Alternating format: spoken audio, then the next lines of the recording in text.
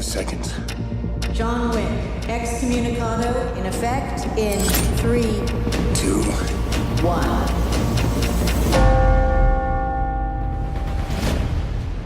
and away we go.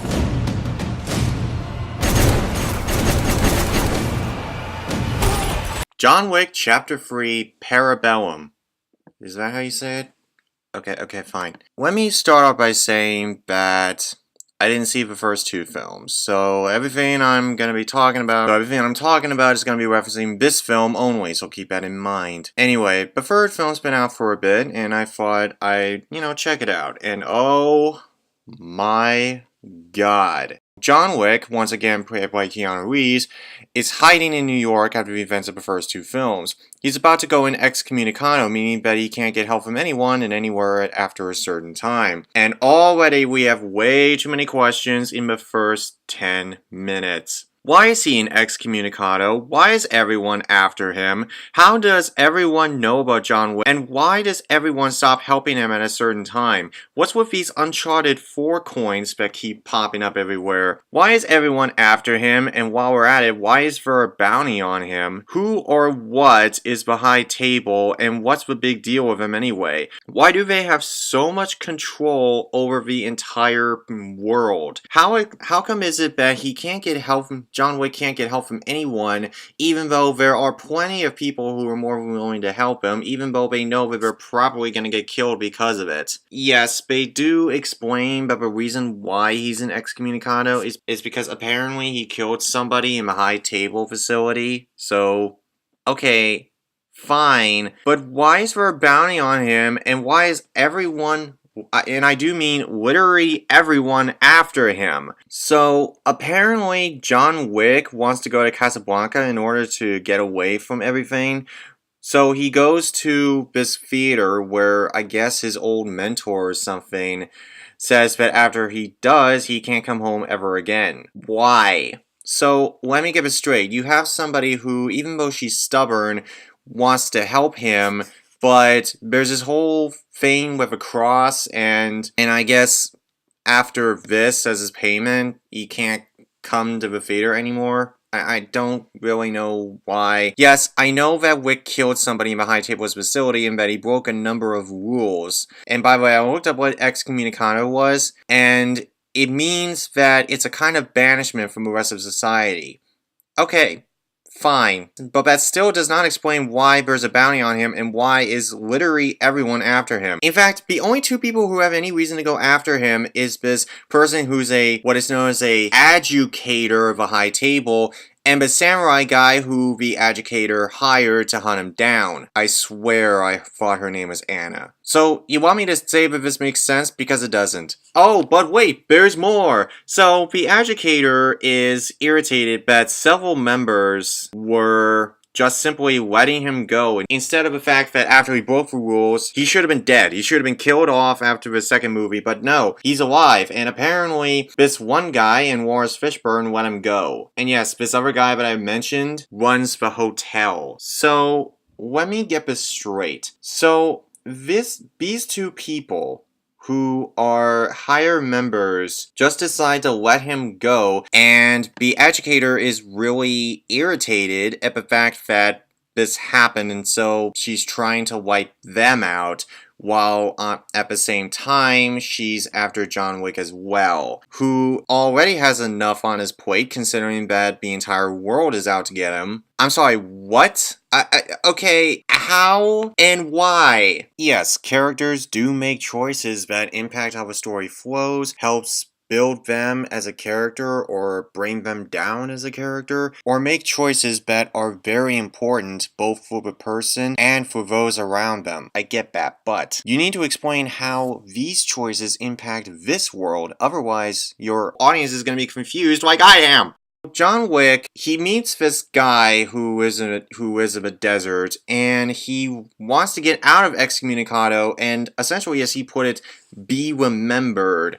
So he has to make a love sacrifice and hunt down this guy who actually is the guy who runs the hotel. At least that's what the original intention was. So the whole coins thing, yeah, one of them is supposed to represent relationships, and the other one, my mind blanked and I missed what the second one was, but it really doesn't matter because this guy who is explaining the whole coin thing, it's not really important anyway because he doesn't show up anywhere in the movie anyhow. So yeah, so Halle Berry plays this friend of John Wick, and she also addresses the fact that she absolutely has no reason to help him in the first place. She has 3 German Shepherds who are like her companions, yet on this mission she only takes 2 of them, and after a really decent action scene, she just kind of leaves him for dead.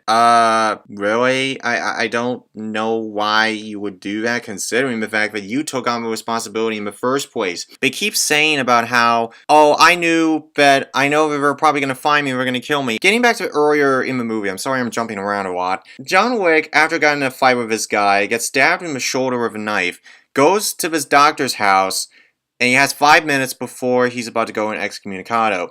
So, the doctor spends about 5 minutes trying to stitch him up and everything, and then, as Excommunicado hits, the doctor just stops. He says like, oh, I'm sorry, I can't finish, and Wick finishes the operation himself, and he's in pain, so he's trying to find some medication, and the doctor's like, oh, on the top shelf there, you'll be able to find it. But then, this wouldn't bother me so much, except immediately after this, he says that, oh, we're gonna find out that I helped you, and so you need to kill me. What? So, the doctor is basically saying, I need you to shoot me because we're gonna find me. How do you know that? How does anyone know about the high table? How does anyone have any clue whatsoever?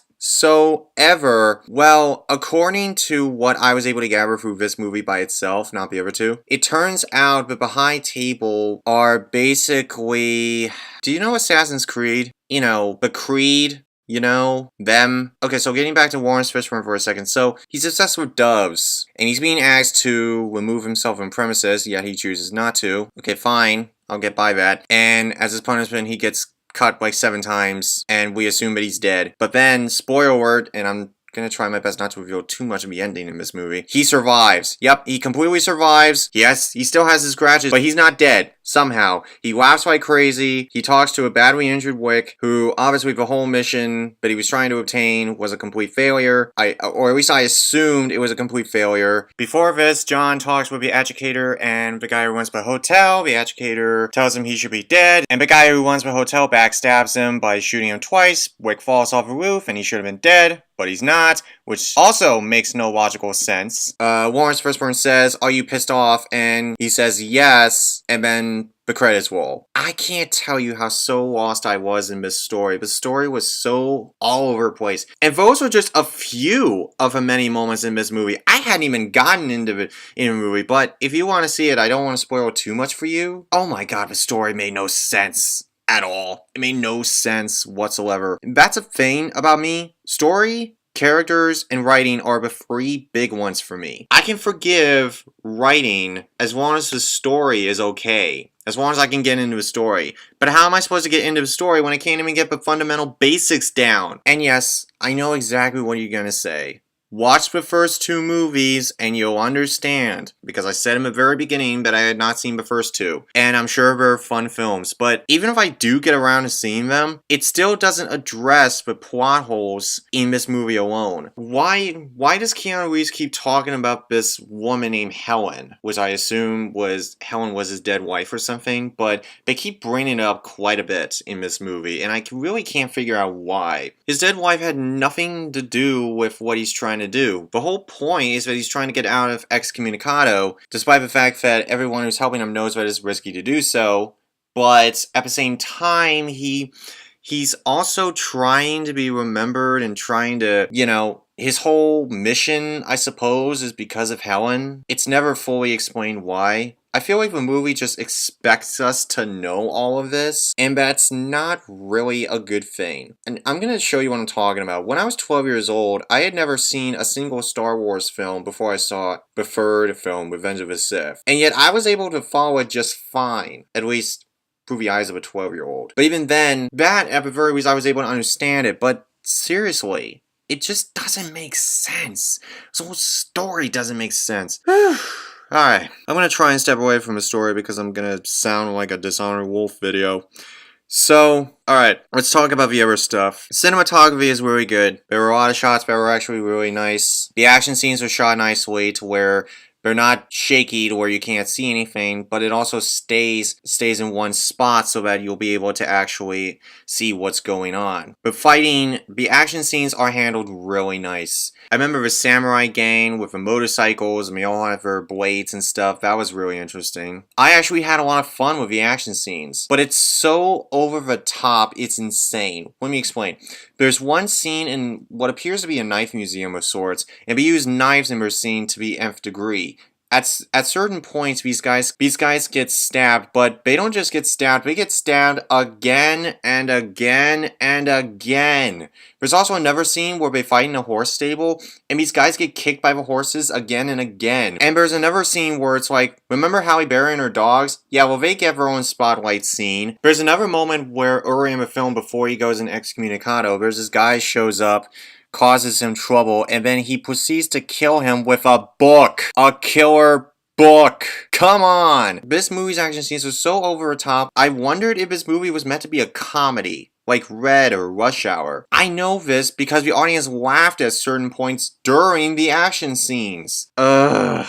The action scenes in this movie are like a cross between Bruce Lee, Jackie Chan, and the Matrix trilogy. I kind of liked it. I kind of liked some of the action scenes. Not all, but some. But there are parts in this movie that were really good. Oh, and the musical score? It was great. The musical score was really good. I had a fun time with the musical score. In fact, I had more fun with the way that the action scenes were shot and the music than I did with the actual story. And that's sad because I just had my main issue with the story. I couldn't follow any of it. If only the story really mattered. If only the story could have been tweaked upon to where people who had never seen the films before, like me and my friend Shri who saw this, understood it. At the very least, they're able to kind of get a gist of why the high table is so important. I don't need like a long explanation like that scene in Aquaman where they discover the history of Atlantis. I just need at least a paragraph of why the high table is so important. That's it. I don't need anything else. They don't give us that. The movie just expects us to know all of these things. And funny story, me and Shri were like literally the only ones in the entire theater who had never seen the first two. I remember when I watched The Smurfs 2, and I didn't see the first one, but I saw it. And believe it or not, I was able to understand everything just fine. Seriously, even though I hadn't seen the first one, even though I heard it sucked, I was able to understand everything just fine. Even if that movie was bad, I at least understood it. Here, I don't understand anything of what's going on. If I had to recommend it, watch this movie if you've seen the first two. If you have not seen the first two, do not watch this movie ever. Because you're going to get completely lost and you won't have any clue what's going on. It's not a bad movie, I never said it was, but I swear, this whole movie exists just to watch the first two. Overall, if I had to give this a rating, I'd give it a... Okay, I'm going to give us an above average rating of a 6 out of 10.